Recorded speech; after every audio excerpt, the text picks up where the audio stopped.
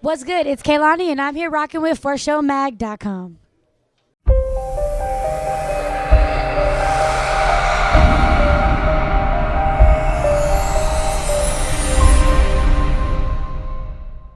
What up, though, everybody? It's me, Stewe from For Show Mag, man, sitting here with the most talented Kehlani.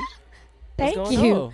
Nothing. I just finished my second show on the You Should Be Here tour here in Detroit, and it was crazy. I was going to say, how do you like Detroit?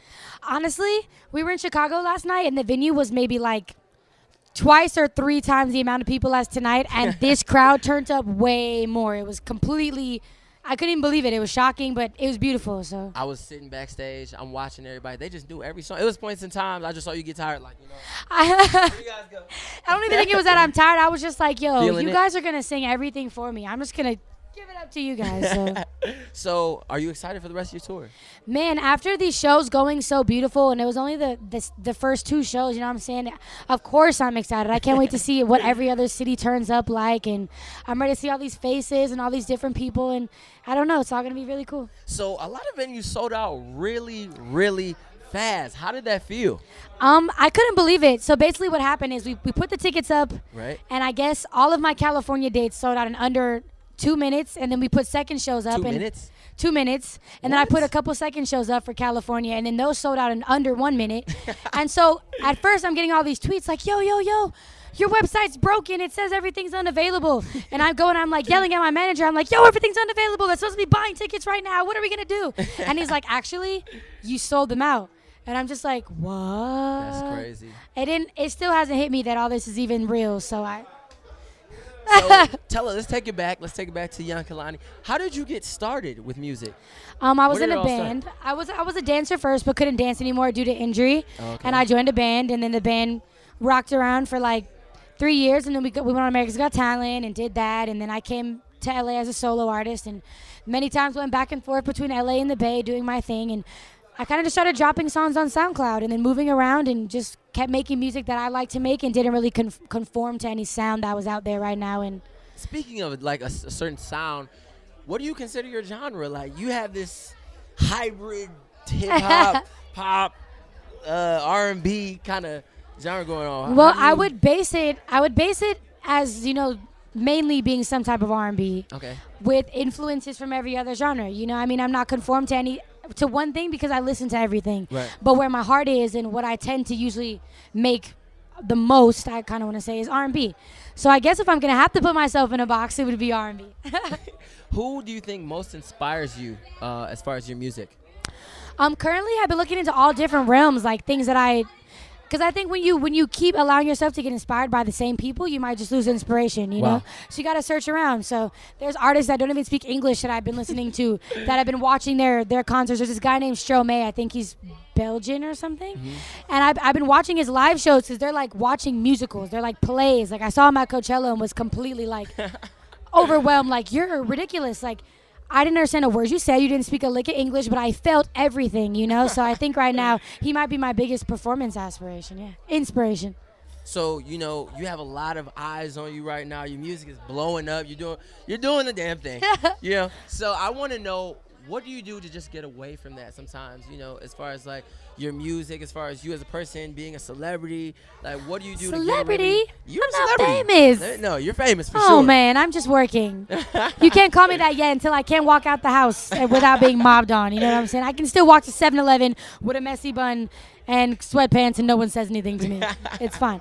But I don't know. I'm not going to lie to you. There's no breaks right now. You know what I'm saying? I can't remember the last time I woke up and my whole entire day wasn't dedicated to this in maybe 2 years. So when I get away, I'm very fortunate to the people that work for me are my best friends. You know what I'm Wow. saying? I become best friends with my manager. I become best friends with my photographers, my dancers, all that. We're all very close. A lot of us live together.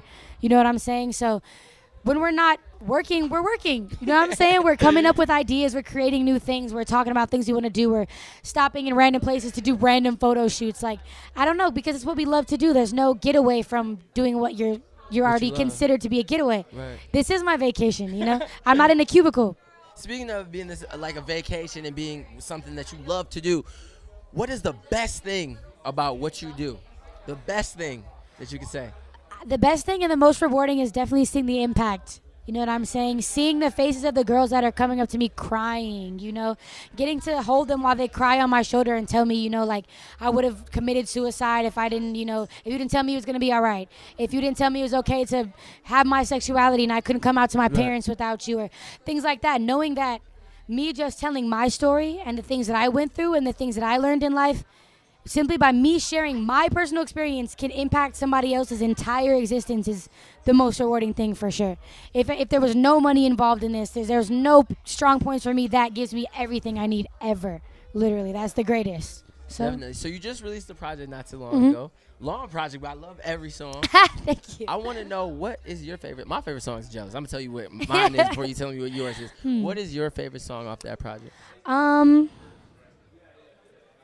don't know. I think my favorite song is The Way. The Way. Okay. We made The Way last, and it's just the most R&B, and like, it's just so dope to me. You know what I'm saying? It's like, it's lyrically there, the vibe is there. Everything's just. Yeah, it gives everybody this rock. You know what I'm saying? Right. So, and then Chance obviously killed it. So I think that's. Speaking of Chance, I saw y'all. You know what I'm saying? I'm not saying anything. I just saw the last show.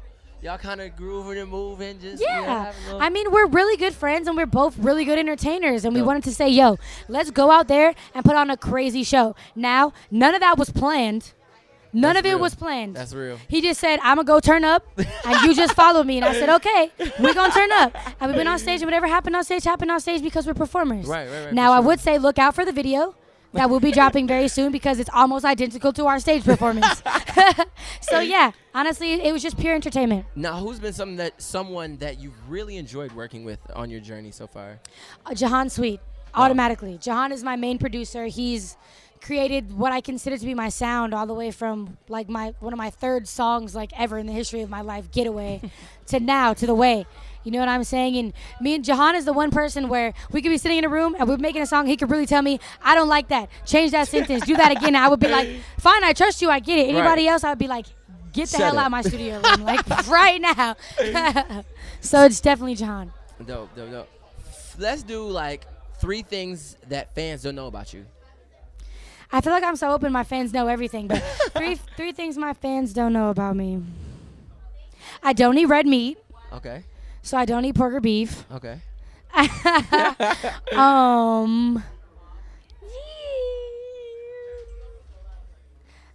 gotta think. You gotta give me time. All right, I'll give you time. You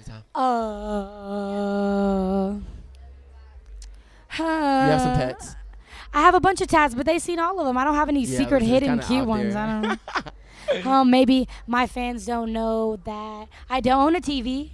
You don't own a TV? I don't own a television. Why is that? I don't watch TV. I don't have time. All right, that's and dope. it's there to sit there and make you watch it all day. Who has time to do that? and then maybe my last one is my fans don't know that I'm not allergic to anything. I don't know. That was a random fact, but I'm not allergic to anything ever. I was gonna say that you were secret. I'm in the clear. I was gonna say that you were secretly in love with me. They don't know that yet. Oh yeah, no yeah, one I don't knows know. that yet. She might not even know that. I have no idea. Completely clueless. So listen up. Before we get out of here, I really appreciate you taking the time. Thank you. I really want to see if you have any message or advice to people who look up to you, as far as you being an honored artist and the young lady that you are. What advice would you give out to those young ladies? And, I mean, males too. One, don't get upset because I don't have a Twitter anymore because that was my personal choice to remove myself from social media. We're gonna dead that. We're gonna dead that. I realized I would never win that situation. Okay. Because there's many false things going around that situation. Right. I'm just gonna let it go. Humble. I'm on a tour right now. That's all I want to focus on. Right. That was not even meant to happen, you know. That's real. But my advice is just stay focused. Stay humble, stay hungry. People get comfortable very, very, very fast. They get this much love and they take it all the way out there and think that they're this big. Don't have that sense of false entitlement. Work at all times. There's going to be someone that gets up earlier than you, goes to sleep later than you, can sing their butt off way more than you, and they will outwork you. So you need to be able to get on that, on all those aspects, and don't quit. Team No Sleep is real. Really, real life. For real. Well, you guys heard it here first, man. For Show Magazine, I go by the name of Stu. I'm here with Bae. Lonnie. Beg Lonnie. That, I like that. Catch that. All right, so what up, though?